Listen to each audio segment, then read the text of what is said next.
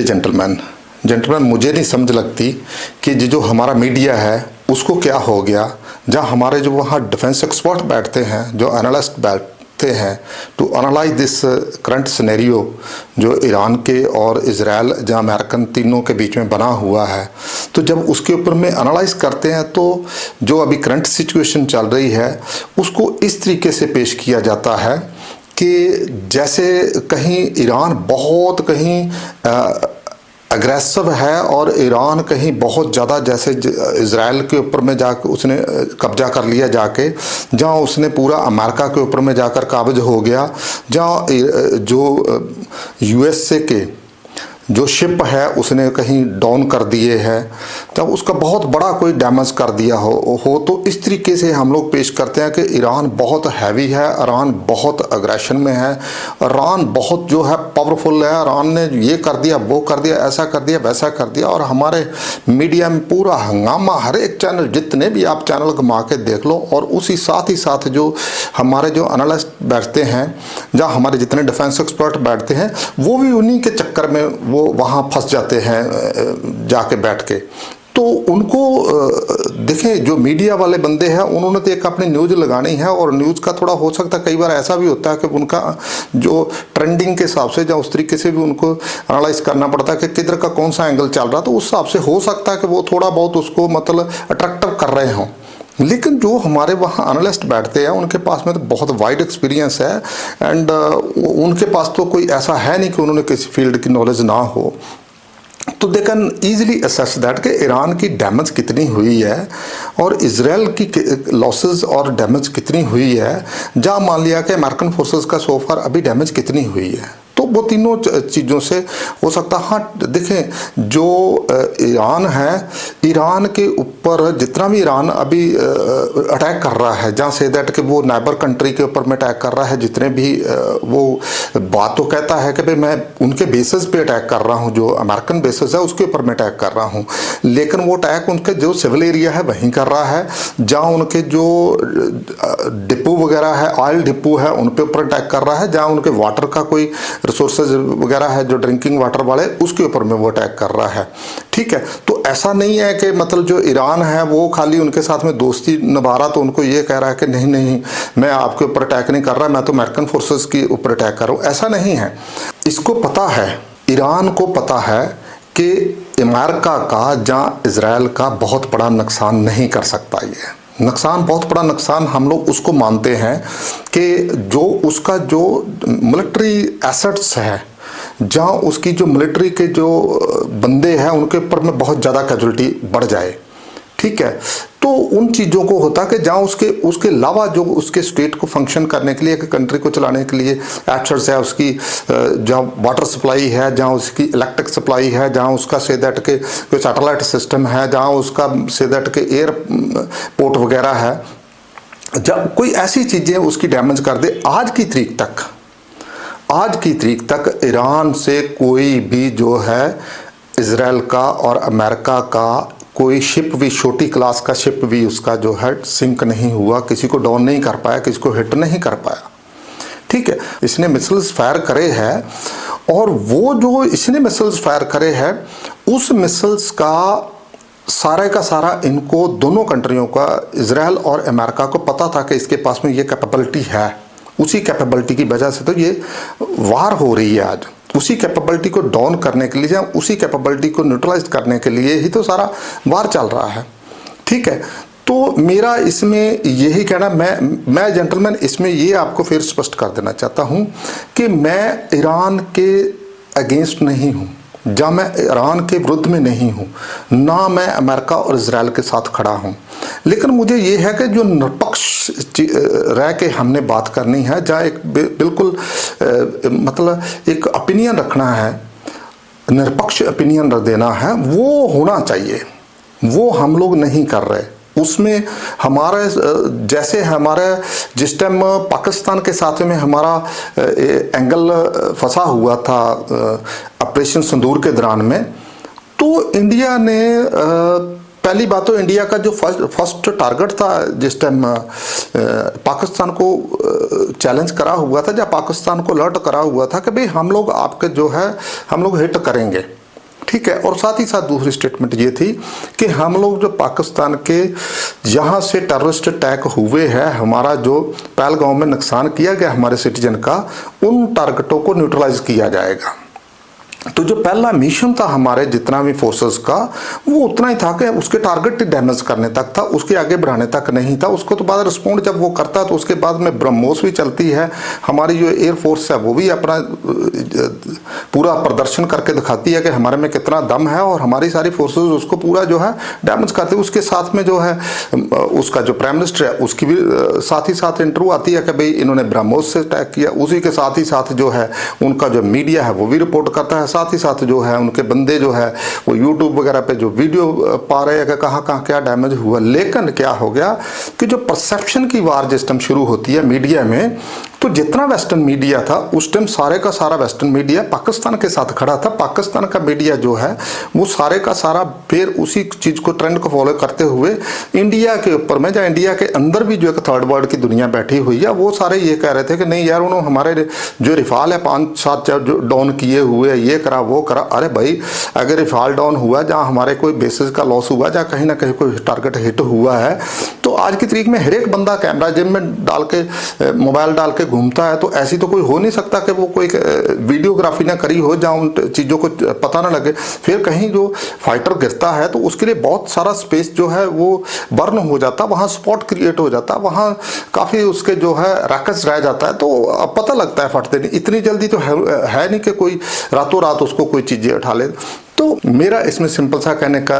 मतलब ये है कि जिस टाइम हमारा ऑपरेशन संदूर के टाइम पे पाकिस्तान के साथ में जब चल रहा था ऑपरेशन, जहाँ उसके बाद में थोड़ा सा पॉज हुआ, तो तब वेस्टर्न मीडिया जहाँ हमारे अगेंस्ट में पूरे का पूरा प्लान बना था टू डिमोरलाइज आवर फोर्स, कि भाई नहीं इंडिया ने कुछ नहीं करा, सब कुछ कर दिया, पाकिस्तान ने कर दिया, पाकिस्तान ने बहुत विक्ट्री कर ली, और उसके बाद में उसके जो बंदा था उसको फील्ड मार्शल भी बना दिया मनीर को। ठीक है, तो वो तो चलो उनकी बात है, चाहे फील्ड मार्शल बने चाहे उसको राष्ट्रपति बना दे, वो उस पर हम लोग नहीं जाते। तो सिमिलर वे अभी जो चीज़ हो रही है, इजराइल ने और अमेरिका ने बहुत बुरे तरीके से ईरान को ठोका है। यार एक कंट्री है उसका कम से कम 30-35 उसका जो है ऑयल डिपो जो है, जो ऑयल स्टोरेज वाले जितनी भी लोकेशन है वो सारे के सारी उसकी बर्न कर रही है। पूरे का पूरा जो है स्काई आज की तारीख में जो है ईरान का ब्लैक है। उसी कंट्री के कम से कम जो है 50 के करीब जो है शिप उसके डाउन है। तो ये जो डिपो की मैं बात कर रहा हूँ, डिपो का मतलब खाली ये नहीं है कि वहां जाके माचिस की से आग लगा दी है तो खाली वो जल रहा है। वहां कितनी जनता उसको कंट्रोल कर रही होगी, कितने एम्प्लॉइज को, कितना इंफ्रास्ट्रक्चर डैमेज हुआ, कितने इसके बंदे उसमें सिटीजन मारे गए होंगे। साथ ही साथ जो शिप डाउन हुई है, तो शिप ऐसा तो नहीं तो भाई इसका खाली सी में खड़ा हुआ था शिप, तो उसको जाके खाली किसी ने डाउन कर दिया, ऐसा नहीं है। जब हिट हुआ तो कम से कम हर एक शिप में जो 40-50 बंदे रहे होंगे। उसके बाद में जब इसका एयरपोर्ट पे डैमेज होती है, वहां भी इसके कितने लोग मरे होंगे। एयरफोर्स सारी डाउन है इसकी, और इसका जितना भी सारे के सारी एयरफोर्स डाउन है। इसके पास में कोई एयरफोर्स का बचा नहीं है, ना इसके पास में नेवी के एलिमेंट बचे हुए हैं। ठीक है, सीधा एबिलिटी ईरान का शिप जो श्रीलंका के नीचे जाके जो इंटरनेशनल वाटर है, हालांकि जो अपोजिशन या दूसरे जितने बंदे ट्विस्ट करने वाले थे वो कह रहे थे कि वो शिप जो है इंडियन वाटर में था, तो इंडियन वाटर में नहीं था, वो इंटरनेशनल वाटर में था। तो उसको जब अमेरिकन वहां से उसको हिट करता है टर्पीडो से, ठीक है, उसकी जो सबमरीन है वो टर्पीडो से हिट करती है, ठीक है, तो उसमें कम से कम जो है उसका कोई 80-90 बंदे की कैजुअलिटी उसमें हो गया। तो बाकी शिप में कैजुअलिटी क्यों नहीं हुआ? अगर ईरान इतना मैकेनिज्म था ईरान के पास में, या इतनी ब्रेवरी थी, तो ये आपने इतने शिप क्यों नहीं बचा पाया? ठीक है, फिर ये जो मसला आता है शिप देना वाला, ठीक है, इसमें देखे जो सबमरीन है कहाँ नीचे वो पूरा जो है इंडियन वाटर के कहाँ घूम रही है और कहाँ जाके उसको शिकार करती है, और इसको पहले अलर्ट ही नहीं हो पाता। इसके पास सिस्टम ही ऐसा नहीं था कि उसको कहीं ये चेंज कर पाता जहाँ इसको पहले से ही उसको पकड़ पाता। ठीक है, तो मेरा कहने का मतलब ये है कि एक साइड में अमेरिकन एबिलिटी देखो कि उसका जो एक मतलब जो डैना वारशिप था वो छोटा मोटा कोई शिप नहीं था, वो एक टॉप क्लास का लेटेस्ट टेक्नोलॉजी वाला एक one of the best ship था इरानियन गवर्नमेंट का। ठीक है, तो उसको उन्होंने डाउन कर दिया। देखिए डाउन कर दिया, मैं ये नहीं कह रहा कि डाउन कर दिया अच्छा कर दिया, मैं हालांकि उसके अटैक के अगेंस्ट में हूं, लेकिन सी द कैपेबिलिटी। आप जब इसको एनालाइज कर रहे हो as a defence expert analyse कर रहे हो, जहां इसको आप एक निरपेक्ष व्यू से, आप पॉइंट ऑफ व्यू से इसको एनालाइज कर रहे हो, सी द कैपेबिलिटी कि एक उन्होंने जो टॉर्पीडो फायर करते हैं और सारे का सारा काम तमाम हो जाता है। और जो दूसरे ये कह रहे थे कि हम लोग जो है अमेरिका के शिप डाउन कर देंगे, इसको अब्राहम लिंकन को डाउन कर देंगे, जिराल्ड को डाउन कर देंगे, जहां इसका दूसरा जो रेड सी में शिप खड़ा हुआ जॉर्ज डब्ल्यू बुश, उसको डाउन कर देंगे। कोई नहीं हुआ इससे, कोई इसके पास टेक्निक नहीं है। वो तो ऐसे मतलब इसके जो है दिल्ली कहते हैं आज 5 डाउन है, आज 10 डाउन है, ठीक है। तो इसकी मेरा कहने का मतलब इसमें यह है जेंटलमैन कि इसकी ईरान की बहुत तोड़फोड़ हुई है, ईरान की बहुत डैमेज हुई है, ईरान की बहुत जनता मारी गई है। ईरान को जो चीज़ों के ऊपर में दो चीज़ों के सबसे बड़ा उनका था कि ये जो हम लोग उनकी मिसाइल चलती देख रहे हैं ईरान की, यही मिसाइल का या यही ड्रोन्स का या यही कैपेबिलिटी का या यही गुरूर के ऊपर तो ये वार चल रही है कि इन्होंने बहुत ज़्यादा मतलब शोर कर दिया था कि भाई हम लोग जो है इनको छोड़ेंगे नहीं, हम लोग इजराइल को नहीं छोड़ेंगे, अमेरिका को नहीं छोड़ेंगे, हमारे पास ये है वो है। अरे भाई आपके पास है लेकिन आपको उनकी एबिलिटी क्या पता होनी। तो उसी वजह से क्या हो रहा कि इनका मान लिया कि ये, मैं नहीं ये कहता कि नहीं इजराइल के ऊपर इसने बहुत मिसाइल्स फायर करी है, उसको ठीक है अच्छा खासा एक नॉर्मल उसका लॉसेस हुए हैं, लॉसेस उसके बिल्डिंग के हुए हैं, जहाँ उसके सिटीजन का हुआ है, जहाँ मान लिया कि कोई छोटी मोटी इंस्टॉलेशन भी गई होगी। लेकिन जिस प्रकार के इसका डाउन हुआ है, ये 40 साल तक भी इतनी तैयारी नहीं कर सकता अभी, और इसको 40 to 50 ईयर लगेंगे again come back to the same way to the Iran. तो ईरान को अगर इसी जगह पे फिर वापसी लेनी है तो इसको कम से कम 40-50 साल लगेंगे, ठीक है। तो इतना इंफ्रास्ट्रक्चर इसका तोड़ दिया गया है, और हमारे जो बंदे एनालिस्ट बैठ के बड़े आराम से कह देते हैं कि ईरान बहुत हैवी है, ईरान ने बहुत ज़्यादा मतलब कर दिया, ईरान से अमेरिका डर गया, उसको डर के पता नहीं कहाँ से अमेरिकन सोल्जर की कहाँ से वो फोटो ले लेते हैं कि भाई ये छोड़ के यहाँ से भाग रहे हैं बेसेस। अरे यार बेसेज एक सर फोर्स के टैक्टिकल मूव होते हैं हमारे। मान लिया जो एडवांस में कहीं कोई लगे हुए बंकर है या कोई चीज़ है, तो जब कोई वार होती है तो उसके मूव के लिए आगे पीछे चलना पड़ता है, देखना पड़ता है क्या होता है, उसमें कोई बहुत बड़ी सीरियस बात नहीं। लेकिन अल्टीमेटली गोल क्या है कि आप क्या कर रहे हैं। फिर दूसरा था कि ट्रम्प यार अभी छोड़ के मैदान तो भाग रहा है, इसको मतलब इनके साथ में बातचीत करनी चाहता है, मतलब इसको उसको डर गया कि अरे डरने की बात नहीं है, वार अभी क्लोज नहीं हुई, वार और बहुत आगे चलेगी, ठीक है। ऐसे नहीं हाथ डाला इसको, ईरान को हाथ डालने से पहले उन्होंने 1000 बार सोचा होगा कि क्या होना क्या। बाकी ऐसा होता है वार करना किसी का शौक नहीं है, मजबूरी है। वार एक मजबूरी है, ये कंपल्शन थी, अमेरिका के लिए भी थी, इजराइल के लिए भी कंपल्शन थी। देखिए मैं दूसरे तरीके से बात करता हूँ यार, हमारे घरों में कोई बंदा पत्थर मार के चला जाता है, हमारे शीशे तोड़ के चला जाता है, या हमारे घर का कोई छोटा मोटा नुकसान करके चला जाता है, हम लोग उस बंदे को पकड़ते हैं, उस बंदे से पूछते हैं कि यार ये क्यों करा तूने। वो हमें बताता है कि यार मेरे को उस बंदे ने इसकी सुपारी दी थी, मेरे को उस बंदे ने सुपारी दे के थे आपके घर के ऊपर पत्थर मरवाया, आपका नुकसान करवाया। तो फिर हम लोग क्या उस घर को छोड़ेंगे, हम लोग उस घर के पीछे नहीं पड़ेंगे। तो सिमिलर वे है कि जिस टाइम पहलगांव होता है, जहाँ उड़ी होता है, जहाँ पुलवामा होता है इंडिया में, ठीक है, उसको तो मैं छोड़ ही देता हूँ कि जो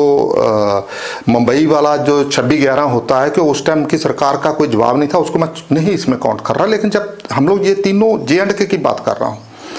तो जब पाकिस्तान के ऊपर में पिन पॉइंट चीज होती है, वहाँ हमें मिलता है कि हाँ यार हमारी जो एजेंसियां उनकी पूरी स्टडी मटेरियल में सब आता है कि जॉइंट रिपोर्ट आती है, ठीक है, रॉ की रिपोर्ट्स आती है कि भाई ये चीज में ये पाकिस्तान की शरारत है, जहाँ ये पाकिस्तान की एजेंसी ने कराया है। तो फिर हम लोग क्या करते हैं, हम लोग उसके ऊपर अटैक करते हैं,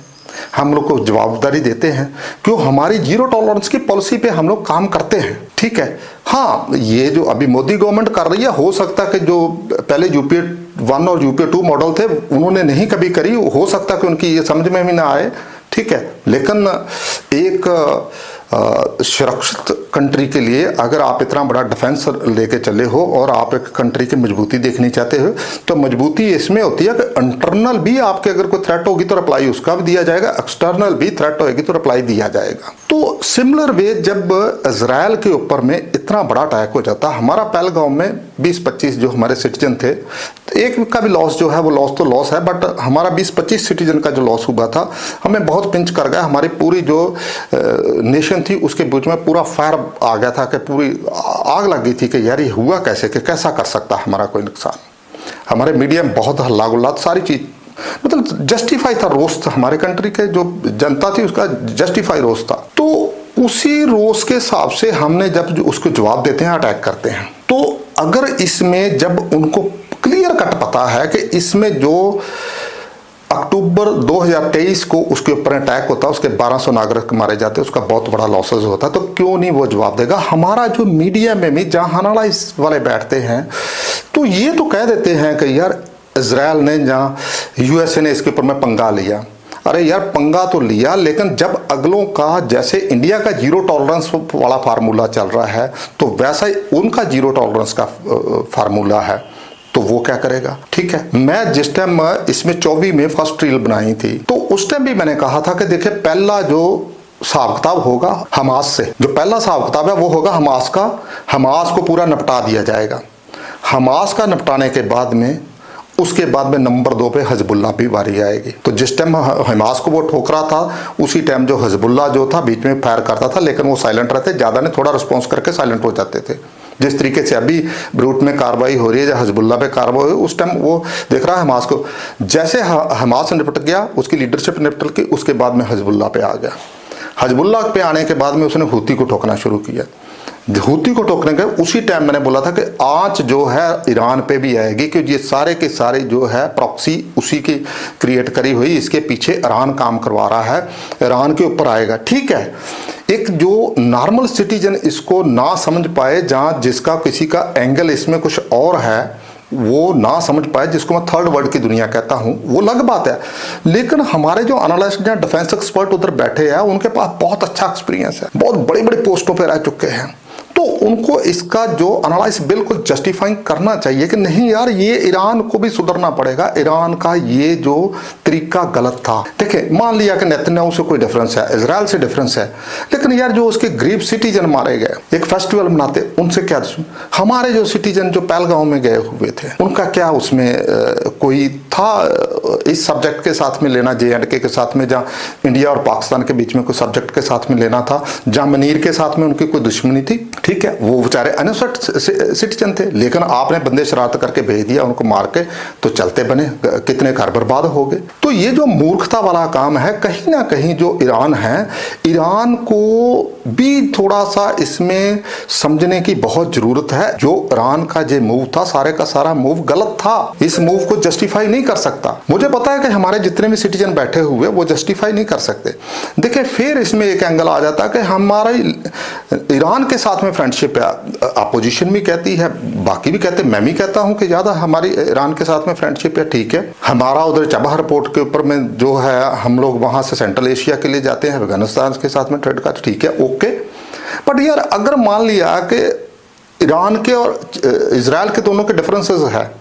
लेकिन हमारे दोनों ही मित्र है, वो जो है मान लिया कि हमें चबहार पोर्ट दिया है, तो हमें जो इजराइल है वो हमारे हर एक काम में आता है। इजराइल हमें जो है पूरा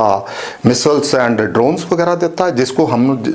पाकिस्तान के अगेंस्ट में यूज करते हैं, हमारा अच्छे खासा। तो हमारी जो मित्रता पूरी निभाता है, वो हमारे हर एक काम में, हमारा हर एक जगह में स्टैंड करता है। जैसे UNO का कोई मुद्दा हो या कहीं भी हो, हमारे लिए फेवर में स्टेटमेंट आती है इजराइल से। फिलिस्तीन का अलग मुद्दा है, उसके साथ में हमें जो निपटना होगा अलग तरीके से निपटे। लेकिन हम लोग ऐसा कैसा कर सकते कि इजराइल को बिल्कुल छोड़ के हम लोग ईरान के गोदी में बैठ जाएं, वो भी गलत बात है, वो कहीं हमारी डिप्लोमेसी का हिस्सा नहीं है वो। ठीक है, फिर ऐसा है कि जिस टाइम ईरान जो जिस टाइम OIC में बात आती है, जहाँ कहीं बड़े वर्ल्ड मंचों पे बात उठती है, या UNO में कहीं बात उठती है, तो जहाँ इंडिया और पाकिस्तान का मुद्दा आता है वो सारी जगह पाकिस्तान के साथ खड़ा होता है। जहाँ कश्मीर का मुद्दा आता है, जहाँ दूसरे कोई मुद्दे आते हैं, वो उसी के साथ में खड़ा होता है। तो यार हमारा जो इंडिया का मुद्दा है, इंडिया के 3 स्ट्रॉन्ग मतलब जो से दैट के हॉट एनिमीज है। ठीक है, एक तो पाकिस्तान है, दूसरा जो है चाइना है, और तीसरा हमारा छोटा एंगल जो फंसता कभी नॉर्मल सा, वो बांग्लादेश के साथ में है। वो कोई हमारा एनिमी जैसा तो नहीं है, बट फिर भी एक थोड़ा सा जो एक अभी भी चल रहा था, छोटा मोटा चलता रहता बांग्लादेश के साथ में। तो दो हमारे साथ में मुस्लिम कंट्री है, एक साइड में बांग्लादेश है, ईस्ट साइड में वेस्ट में पाकिस्तान है। तो दोनों साइड में जिस टाइम भी वो ईरान आएगा तो ईरान जहां भी कहीं ओआईसी में बात करेगा, चाहे कहीं भी मुद्दे पे बात करेगा, वो उन्हीं के साथ खड़ा होगा, हमारे साथ तो नहीं खड़ा होगा। जितने जोशी से या जितनी दमदारी से इजराइल हमें बैकअप करता, वैसे तो नहीं वो हमें करता। ठीक है, अभी जो ऑपरेशन सिंदूर में भी सुनने में आया था कि जो फतेह मिसाइल है वो पाकिस्तान ने फायर करी थी, जो हमारे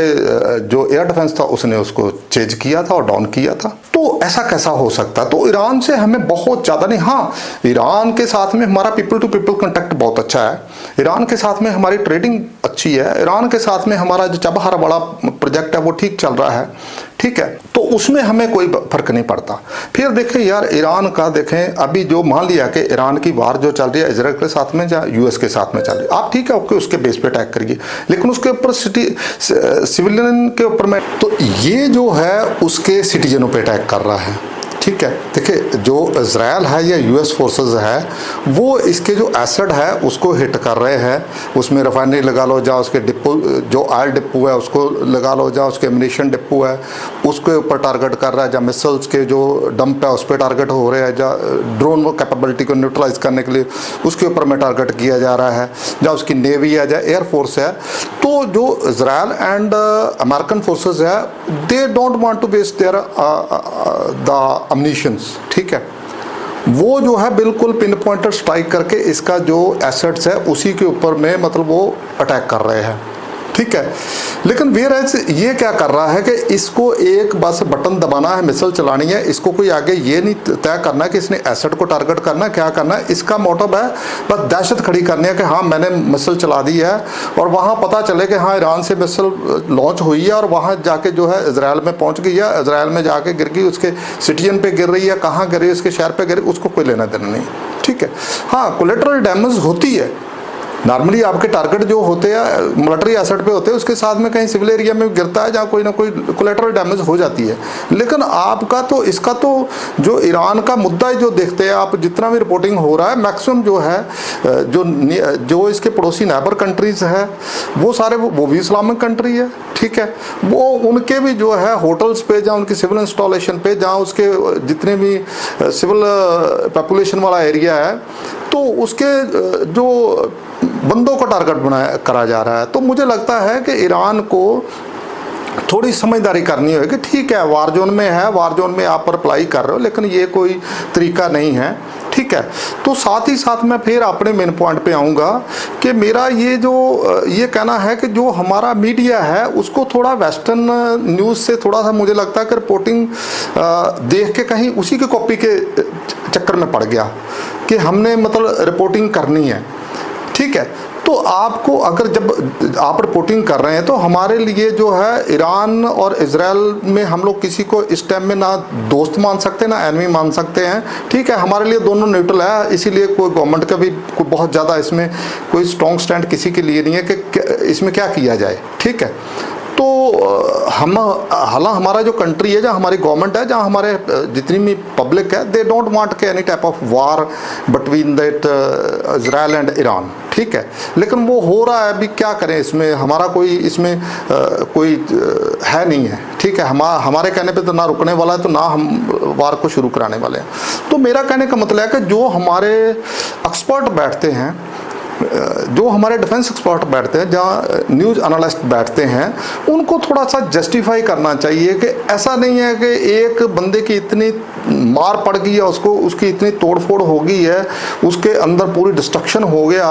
और वो भी जो डिस्ट्रक्शन है कि वो इसके बिल्कुल नेबर नहीं है, जहाँ वो अपने घर से नहीं कर रहे, वो दूर से आके कर रहे हैं। तो ये तो घर में बैठ के सारे का सारा मोर्चाबंदी करके बैठा हुआ था। देखिए जो अमेरिका है, वो अमेरिका तो कहाँ से आके शिप लगा के खड़ा हुआ है। ठीक है, तो घर में तो बंदे की ज़्यादा तैयारी होती है। ठीक है, तो मेरा कहने का मतलब है कि जितना ये वर्चस्व दिखाना चाहता था ईरान, या जितने इसने ललकारे मारे थे, या जिस तरीके का कह रहा था कि हम लोग ये करेंगे वो करेंगे वैसा करेंगे, किसी भी मिलिट्राइज ऑपरेशन के लिए, वर्ल्ड के किसी भी मिलिट्राइज ऑपरेशन के लिए, जहाँ ऐसे युद्ध के लिए, जहाँ ऐसी वार के लिए जब कोई भी गवर्नमेंट कह लो, जहाँ जो मिलिट्री ऑन ग्राउंड रह रही, सबसे बड़ा उसका यही होता है कि अपने एसेट प्रोटेक्ट करने हैं। जब तक आपके एसेट प्रोटेक्ट है, आप लड़ाई में बने रहते हो, आप वार में बने रहते हो। आप वार का फैसला बाद में जो आएगा आएगा, लेकिन आप बने रहते हो, आप रिप्लाई करते हो। तो इसके जेंटलमैन सारे के सारे जो ईरान के एसेट है, नेवी इज ए जीरो, ठीक है, नेवी इज ए जीरो, ठीक है। नंबर 2, एयर फोर्सेस की, एयर फोर्स वैसे भी जीरो थी, एयर फोर्स के ऊपर में इसने पहले से केयर नहीं थी करी हुई, और जो भी इसके पास में एयर कैपेबिलिटी थी वो सारे के सारे जीरो है। तो इसका मतलब हो गया कि इसके दो जो आर्म थे ऑलरेडी कट गए, एयरफोर्स और नेवी कट गए, जो आज की तारीख में एक बहुत बड़ी शक्ति होती है वार की, वो दोनों चीज़ें कट गई। अभी तीसरा रह गया कि इसके पास में जो मिलिट्री है, मिलिट्री के बीच में से इसका जो इसकी आर्मी है, ईरान आर्मी और IRGC के बीच में बहुत डिफरेंसेस है, बहुत ह्यूज डिफरेंसेस है, ठीक है। तो उसमें जो IRGC है दबा के रखती है, तो उनके पास में, दोनों के पास में जो आज की तारीख में कैपेबिलिटी है वो खाली मिसाइल्स की और ड्रोन कैपेबिलिटी है, जिसको 90% जो है अमेरिकन फोर्सेस ने न्यूट्रलाइज कर दिया है, ठीक है। तो बाकी इसके पास में जो दूसरा छोटा मोटा अम्युनिशन होएगा, मैन टू मैन लड़ने वाला, जो फेस टू फेस वाला जो है कम्बैट वाला, वो हो सकता है। उसके बाद में जो थ्रेट है, थ्रेट जो इसकी दूर वाली थ्रेट जो है, से दैट जितना इजराइल को ये कर रहा था, लॉस कर रहा था, जहाँ जो नियर बाई कंट्री को कर रहा था, जहाँ ये जो है से दैट के बेसिस तो अमेरिकन के उसको लॉसेस कर रहा था, वो सारे प्रोटेक्ट हो गए। और इसके बाद में क्या है कि जो स्टेट हार्मोज है उसके पास में जो है अमेरिकन शिप पहुंचेगा, और उसकी जो है स्ट्राइक की जो ज़्यादा टाइम लग रहा था, एक टाइम कंज्यूम हो रहा था, और उसके बीच में क्या है कि इसको वर्कआउट करने के लिए जो था थोड़ा टाइम मिल जाता था ईरान को। तो मुझे लगता है कि वहाँ से स्ट्राइक का मल्टीपल बहुत ज़्यादा शुरू हो जाएगा इसके ऊपर में। तो फर्स्ट जो देखें, इजराइल की जो अमेरिकन फोर्सेज की जो तैयारी है वो इसी किया कि इसको स्ट्राइक से ही तोड़ना है इन्होंने, ठीक है, इसको वही तोड़ना। उन्होंने जो ऑन बूट आने के लिए फोर्सेस, तो बहुत अभी टाइम लगेगा, बट इसको पहले भी जो है अभी और हफ्ता का जो है 1 week more they will damage with the air capability, और जो भी इसके स्ट्राइक होएगी, मिसाइल्स वगैरह की स्ट्राइक होएगी, तो इसके पास इतनी एबिलिटी नहीं रहेगी इसको कि इसके पास में ना एयर डिफेंस है, ठीक है, नेवी इसकी डाउन है, एयर डिफेंस इसके पास है नहीं, एयर फोर्स इसकी डाउन है। तो इसके पास क्या कैपेबिलिटी, किस बेस पे हमारे जो एनालिस्ट है वो ये कहते जा रहे हैं कि भाई ईरान बहुत बड़ी शक्ति है, ईरान ने बहुत बड़ा युद्ध इसमें वार में विक्ट्री वाले साइन पे है, जहाँ वो इस युद्ध को जीतने जा रहा है, जहाँ मतलब अमेरिका डाउन हो गया। भाई अभी तो वार चल रही है, कहीं कोई जीतने नहीं जा रहा, ईरान की हालत बहुत खस्ता है। ईरान का खाली जो है रिपोर्टिंग सिस्टम, जो चैनल है, जो वेस्टर्न कल्चर का मीडिया है, उसी में हमारा मीडिया रंग गया, बस दड़ा दड़ वही चल रहा है कि ईरान ने ये कर दिया, वो कर दिया। ईरान ने कुछ नहीं करा, ईरान ने थोड़े सिविलियन को जो इंजरी वगैरह पहुंचाई है, जहाँ उसकी कैजुअलिटी हुई है, जब बिल्डिंगें तोड़ी है, उसके अलावा मिलिट्री एसेट का कोई लॉस नहीं हुआ अमेरिका का। तो जेंटलमैन, मैं ये सारी बात कहने से पहले इतनी बात पहले फाइनल करना चाहता हूँ कि हम लोग जो है रिपोर्टिंग गलत तरीके से कर रहे हैं। मेरे हिसाब से अमेरिकन बहुत अपर हैंड है, इजराइल बहुत अपर हैंड है। 100% जो है Iran is going to down. आने वाले टाइम में ईरान के ऊपर में बहुत ज़्यादा बम्बारमेंट बढ़ जाएगी, और इसके ऊपर में एयर स्ट्राइक बहुत ज़्यादा बढ़ जाएगी। ईरान का संभलना बहुत मुश्किल है। मैं इतनी बात कहता हुआ विराम लेता हूँ gentleman. Thank you very much, thank you very much.